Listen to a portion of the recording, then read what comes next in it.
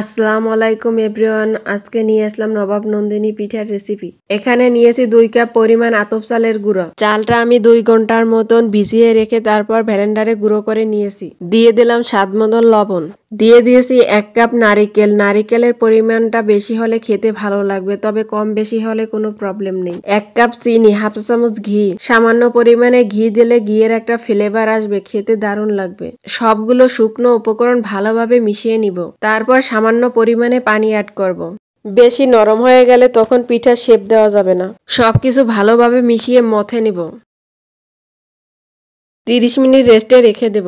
30 minute পর চলে আসলাম। পিঠা বানানোর জন্য একটা কৌটার মোখা নিয়েছি। কৌটার মোখাতে সামান্য পরিমাণ তেল দিয়ে নিয়েছি। বাড়তি সৌন্দর্য এবং বাড়তি টেস্টের জন্য আমি বাদাম দিয়েছি। এটা অপশনাল, হাতের কাছে থাকলে দিবেন আর না থাকলে দেওয়ার দরকার নেই, এটা দেখার সৌন্দর্য। কৌটার মুখা এভাবে চেপে চেপে দিয়ে ঝাঁকি দিলেই উঠে আসবে। এই পিঠাগুলো ঘরে থাকা অল্প কিছু উপকরণ দিয়ে ঝটপট বানিয়ে ফেলা যায়। আমার একটা পিঠা বানানো হয়ে গেছে।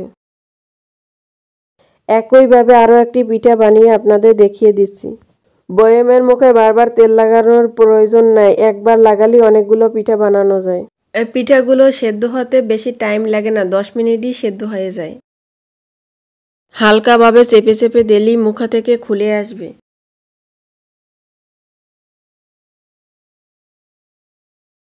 দেখুন অল্পতেই কি সুন্দরভাবে খুলে আসছে। এইভাবেই আমি সবগুলো পিঠা তৈরি করে নিয়েছি। এই পিঠাটা গরম গরম খেতে যতটা না মজা, তার থেকেও বেশি মজা বাসি পিঠা খেতে। আপনারা একবার হলো বাসায় ট্রাই করে দেখবেন।